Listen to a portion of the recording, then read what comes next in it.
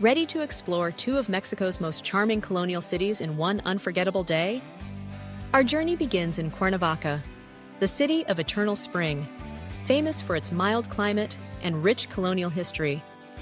Here, we visit the Cathedral of Cuernavaca and the historic Palacio de Cortés, home to impressive murals by Diego Rivera.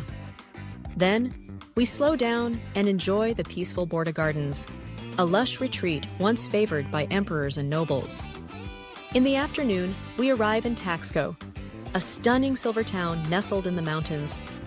Marvel at the iconic Church of Santa Prisca, a Baroque masterpiece with its unmistakable pink stone facade.